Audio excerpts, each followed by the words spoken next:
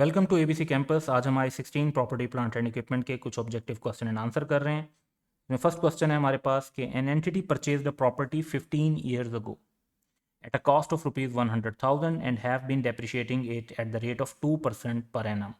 On the straight line basis, the entity has had the property professionally revalued at rupees 500,000. तो 15 साल पहले ली थी, अब रिवैल्यू की है 500,000 पे। What is the revaluation surplus that will be recorded in the financial statement respect of this property. तो एक ब्रीफ सी कैलकुलेशन कर लेते हैं। तो पहले तो हम देखेंगे कि हमारे एसेट की कॉस्ट क्या है। तो कॉस्ट 100,000 क्वेश्चन में गिवन है। एक्यूमुलेटेड डेप्रिसिएशन हम कैलकुलेट कर लेते हैं। 100,000 2% के हिसाब से 15 ईयर्स की डेप्रिसिएशन, तो दैट इज़ 30,000। हमारे पास कैरिंग अमाउंट आ जाएगी 70,000। इस कैरिंग अमाउंट को हमें रिवैल्यूड अमाउंट के साथ कंपेयर करना है, जो कि क्वेश्चन में 500,000 की गिवन है, और डिफरेंस कैलकुलेट हो जाता है कि रिवैल्यूएशन गेन है 430,000 and therefore D option is correct. Next question ये है कि an entity owns 2 buildings A and B which are currently recorded in the books at carrying amount of rupees 170,000 and 330,000. Respectively, both buildings have recently been valued as follows. जो first building है वो 400,000 पर revalue हो गई है और second building 250,000 पे। The entity currently has a balance on the revaluation surplus of rupees 50,000 which rose when building A was revalued several years ago. तो जो रिवैल्यूएशन सरप्लस है वो बिल्डिंग ए से रेलिवेंट है। Building B has not previously been revalued, building B को पहले revalue नहीं किया हुआ, तो उसका जो भी गेन और लॉस आएगा वो स्ट्रेट फॉरवर्ड रिकॉर्ड हो जाएगा। What double entry will need to be made to record the revaluation of building A and B. So इसके लिए हम एक जो सोल्यूशन को रिफ्लेक्ट कर लेते हैं। तो इस वक्त जो हमारे पास बिल्डिंग ए की वैल्यू है वो 400,000 गिवन है और पहले इसकी वैल्यू 170,000 थी, विच शोज के रिवैल्यूएशन में गेन आया है 230,000 का। बिल्डिंग बी इसी तरीके से 250,000 पर वैल्यू हुई है, प्रीवियस वैल्यू उसकी 330,000 थी, विच शोज के 80,000 का लॉस आया। अब बिल्डिंग जो रिवैल्यूएशन सरप्लस है वो बिल्डिंग ए से रेलिवेंट है और मजीद उस पर गेन आ गया है, तो अब रिवैल्यूएशन सरप्लस तो रिवर्स नहीं होगा। इस गेन को हम अदर कंप्रीहेंसिव इनकम में रिकॉर्ड कर देंगे। जहां तक बात है बिल्डिंग बी की, तो उस पर जो 80,000 का लॉस आया उससे रिलेटेड कोई रिवैल्यूएशन सरप्लस मौजूद नहीं है, तो ये लॉस डायरेक्टली प्रॉफिट और लॉस में रिकॉर्ड हो जाएगा। आप इस प्रॉफिट और लॉस को, जो गेन लॉस को और गेन को नेट नहीं कर सकते, तो जो नॉन करंट एसेट्स पर इम्पैक्ट है वो अलबत्ता नेट रिकॉर्ड हो सकता है कि ओवरऑल जो नॉन करंट एसेट्स हैं आपकी बिल्डिंग्स हैं, उनमें एक बिल्डिंग जो है आपकी 230 से अगर इंक्रीज हो रही है तो एक बिल्डिंग 80,000 से डिक्रीज हो रही है। सो अदर कंप्रीहेंसिव इनकम में ये 230,000 की फिगर, और इस बेसिस पर जो हमारा इसमें आंसर बन जाता है, तो 230,000 को जब हम अदर कंप्रीहेंसिव इनकम में रिकॉर्ड करते हैं तो this one seems correct.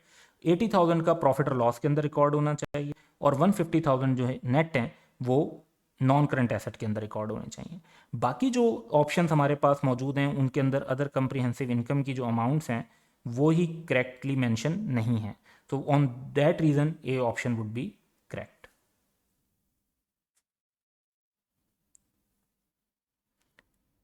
Next देखते हैं हम जी थर्ड वन है कि जी an entity purchase property for rupees 6 million on 1 July 2013।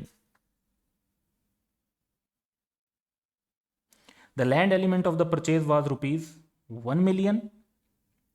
Expected life of the building was 50 years and its residual value nil.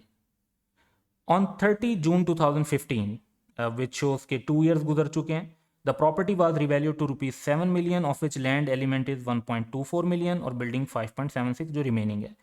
30 जून 2017 को, जो फर्दर 2 years के बाद अगर हम देखते हैं, तो प्रॉपर्टी को सेल कर दिया गया 6.8 million का। What is the gain on disposal of property that would be reported in the statement of profit or loss for the year?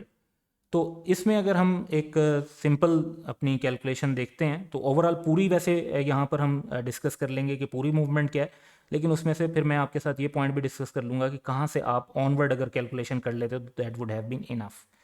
So original cost है, बिल्डिंग की डेप्रिसिएशन चार्ज करते हैं, carrying amount आ जाती है, revaluation का gain आ जाता है और रिवैल्यूड अमाउंट आ जाती है। लेकिन अगर आप इसको इस पॉइंट से भी शुरू कर लें, सिर्फ रिवैल्यूड अमाउंट से ऑनवर्ड लेकर चलें 2 years, तो तब भी आपके पास जो प्रॉफिट और लॉस का गेन और लॉस है वो कैलकुलेट हो जाएगा। हाँ, रिवैल्यूएशन के बैलेंस को अगर आपने देखना है तो फिर आपको ये सारी कैलकुलेशंस करनी पड़ेंगी। तो लैंड की रिवैल्यूड अमाउंट 1.24 थी, बिल्डिंग की 5.76 थी। 2 years गुजरने के बाद रिमेनिंग लाइफ 48 years थी। 2 years की फर्दर डेप्रिसिएशन 0.24 चार्ज की, तो आपकी जो कैरिंग अमाउंट आ रही है वो 6.76 आ रही है after depreciation of 2 years. Disposal जो आपने किया है वो क्वेश्चन में बताया हुआ है कि 6.8 मिलियन का है, विच शोज के 0.04 मिलियन का गेन ऑन डिस्पोजल है। सो हेयर ऑप्शन जो है हमारा वो ए करेक्ट होगा। नेक्स्ट है, which of the following statements are correct? If the revaluation model is used for property, plant and equipment, revaluation must subsequently be made with sufficient regularity to ensure that the carrying amount does not differ materially from the fair value at each reporting date. ये IAS 16 की requirement है कि इतना regularly ज़रूर करें। हर साल जो revaluation है वो करना ज़रूरी नहीं है, लेकिन इतना रेगुलरली ज़रूर करें कि अमाउंट मटीरियली डिफर ना करे। So this statement is correct. Second है, when an item of property, plant, equipment is revalued, there is no requirement that the entire class of asset to which the item belongs must be revalued. There is actually requirement कि जब भी आप एक asset को revalue करते हैं, एक item of property, plant, equipment को रिवैल्यू करते हैं, तो उसकी पूरी क्लास को रिवैल्यू करना है। सो ये स्टेटमेंट यहाँ पर गलत है। So only statement 1 is correct. Next जी फिफ्थ वन है। So here the following trial balance extract relate to property which is owned by Myra Limited as at 1st April 2014. Property की जो कॉस्ट है वो 12 मिलियन है, क्योंकि figures in thousand है। 20 years की ओरिजिनल लाइफ है। एक्यूमुलेटेड डेप्रिसिएशन जो है अब तक वो 3.6 मिलियन की चार्ज हो चुकी है। ऑन 1 अक्टूबर 2014 यानी इस पॉइंट से 6 मंथ्स के बाद, following a sustained increase in property prices, Myra Limited revalued its property to 10.8 million. What will be the depreciation charge in Myra Limited's statement of comprehensive income for the year ended 31st March 2015? तो basically concept ये है कि first 6 month की depreciation older value पर होगी और revaluation के बाद जो मजीद 6 मंथ हैं उसकी डेप्रिसिएशन बाद वाली वैल्यू पर होगी। लेकिन इसके लिए हमें ये देखना पड़ेगा कि हमारी एसेट की जो लाइफ है वो कितनी बाकी है, ताकि हम प्रॉपरली डेप्रिसिएशन को कैलकुलेट कर सकें। सो एनुअल डेप्रिसिएशन जो इस एसेट की बनती है रिवैल्यूएशन से पहले, वो बनती है 12 million divide by 20 years 0.6 million. और यूजफुल लाइफ जितनी गुजर चुकी है साल के शुरू में, वो अगर हम कैलकुलेट करना चाहते हैं तो accumulated depreciation divide by annual depreciation. तो इससे हमें पता चला कि अब तक जो एक्यूमुलेटेड डेप्रिसिएशन है वो 6 ईयर्स की चार्ज हो चुकी है, विच मीन्स के साल के शुरू में एसेट की रिमेनिंग लाइफ 14 ईयर्स थी रिमेनिंग, और बाकी जो 6 महीने गुजरने के बाद 13.5 ईयर्स रह जाएगी जिस टाइम पर रिवैल्यूएशन हुई। तो डेप्रिसिएशन अब कैलकुलेट करते हैं, तो फर्स्ट 6 मंथ की तो आप एनुअल डेप्रिसिएशन को हाफ ईयर का ले लें तो 300,000। आफ्टर रिवैल्यूएशन 13.5 ईयर्स हमने इस तरह कैलकुलेट किया कि 20 ईयर्स की लाइफ थी, 6 पहले गुजर गए और हाफ फिर इस साल में गुजर गए, तो बाकी 13.5 ईयर्स बच गए, और 6 मंथ की डेप्रिसिएशन उस बेस पर 400,000। टोटल डेप्रिसिएशन हमारे पास आ जाती है 700,000। So option C is correct. तो नेक्स्ट हमारे पास है कि a company purchase the building on 1 April 2007 for ₹10 million.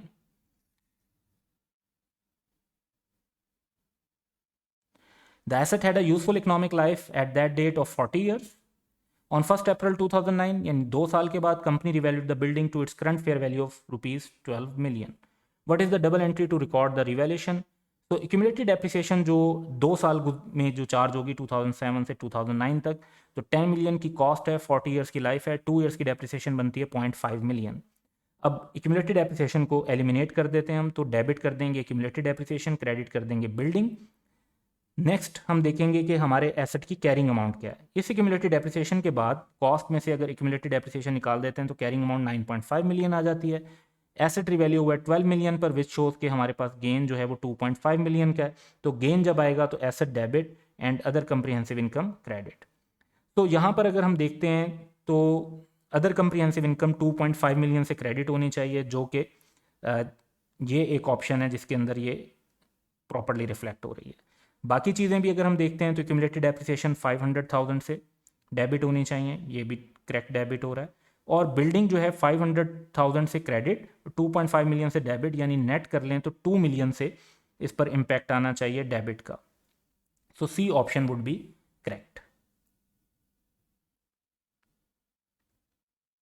7th है, the carrying value of property at the end of year amounted to ₹108 million. ये है जी carrying value. On this date the property was revalued and was deemed to have a fair value of ₹95 million. तो कम हो रही है वैल्यू। The balance on the revaluation reserve relating to the original gain of the property was ₹10 million. तो loss on revaluation जो है वो एसेट 108 से 95 मिलियन का हो रहा है, तो 13 मिलियन का लॉस है। मैक्सिमम जो हम अदर कंप्रिहेंसिव इनकम में चार्ज कर सकते हैं वो उतना कर सकते हैं जितना रिवैल्यूएशन सरप्लस का बैलेंस होता है, दैट इज 10 मिलियन, और रिमेनिंग हमें चार्ज करना पड़ेगा प्रॉफिट और लॉस में। तो इट रिफ्लेक्ट्स के जो हमारे पास ऑप्शन ए को अगर इवेल्युएट करते हैं तो 3 मिलियन प्रॉफिट और लॉस, अदर कंप्रिहेंसिव इनकम में 10 मिलियन और प्रॉपर्टी पूरे 13 मिलियन से कम होगी। तो this is correct. B option के अंदर जो है ये फिगर्स रिप्लेस हुई हैं, और सी ऑप्शन के अंदर सारा लॉस ही जो है, और 16 मिलियन का लॉस रिकॉर्ड हुआ है, और डी के अंदर जो है सारे का सारा प्रॉफिट और लॉस को चार्ज कर दिया गया, तो ये इनकरेक्ट है।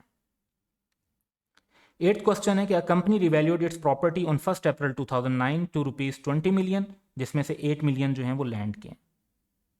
The property originally cost 10 million, जिसमें से 2 मिलियन जो हैं वो लैंड के थे 10 ईयर्स अगो।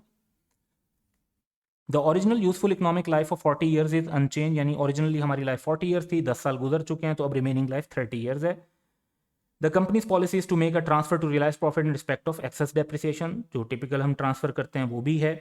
तो at which amount the property be presented as eight 31 मार्च 2010। सो इसको अगर हम कैलकुलेट करते हैं तो जो हमारी डेप्रिसिएशन कैलकुलेट होगी वो सिर्फ और सिर्फ रिवैल्यूएशन के बाद, क्योंकि रिवैल्यूएशन के बाद हमारा जो एसेट है वो तो इन वैल्यूज़ पर शो हो रहा है, इसमें से सिर्फ बिल्डिंग के ऊपर डेप्रिसिएशन चार्ज होगी। सो 20 का टोटल एसेट, 8 की लैंड निकाल दें 12 million, remaining life 30 years, 40 years में से 10 ईयर्स निकाल के तो 0.4 मिलियन की डेप्रिसिएशन है। टोटल प्रॉपर्टी 20 मिलियन की है, उसमें से क्यूमुलेटिव डेप्रिसिएशन निकाल दें, लैंड वाले हिस्से की कोई डेप्रिसिएशन नहीं है, तो आपकी कैरिंग अमाउंट 19.6 मिलियन आ जाती है। So option B would be correct.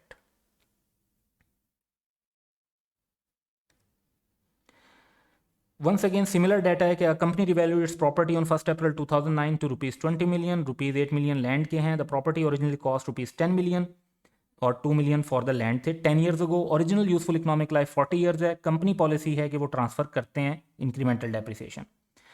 तो what is amount of balance in revaluation surplus on 31 March 2010।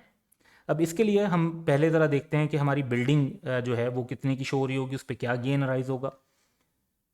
So building पर अगर हम कैलकुलेट करते हैं तो 8 मिलियन की बिल्डिंग थी ओरिजिनली, 40 ईयर्स की लाइफ के हिसाब से 10 ईयर्स की डेप्रिसिएशन बनती है 2 मिलियन, विच मीन्स कि कैरिंग अमाउंट थी उसकी 8 मिलियन माइनस 2 मिलियन 6 मिलियन। इस टाइम पर अगर हम इसकी रिवैल्यूएशन कैलकुलेट करते हैं तो रिवैल्यूएशन का जो गेन रिवैल्यूएशन सरप्लस अकाउंट में डायरेक्टली जाएगा 12 माइनस 6 मिलियन, 6 मिलियन नेट जाएगा। इसमें से इंक्रीमेंटल डेप्रिसिएशन ट्रांसफर होगी 30 ईयर्स की बेस पे 0.2 मिलियन की, और हमारे पास नेट 5.8 मिलियन बिल्डिंग से रिलेटेड रिवैल्यूएशन सरप्लस आ जाएगा।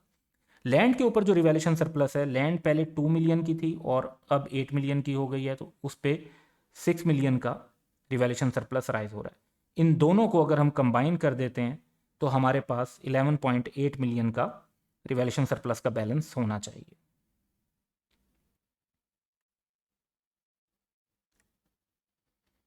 टेंथ क्वेश्चन है कि विच of the following is an optional disclosure requirement of IAS 16 measurement basis for determining gross carrying amount. तो ये तो कॉस्ट मॉडल या रिवैल्यूएशन मॉडल बताना तो लाजमी होता है, ये ऑप्शनल नहीं है।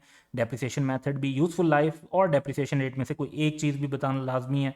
Carrying amount of temporarily idle property plant equipment, ये एक ऐसा डिस्क्लोजर है जो IAS 16 इंकरेज करता है कि आप डिस्क्लोज करें, लेकिन अगर आप ये डिस्क्लोज नहीं करते तो IAS 16 के अगेंस्ट नहीं जा रहे होते, यानी उसकी नॉन कंप्लाइंस नहीं कंसीडर होती। So this one is considered an optional disclosure.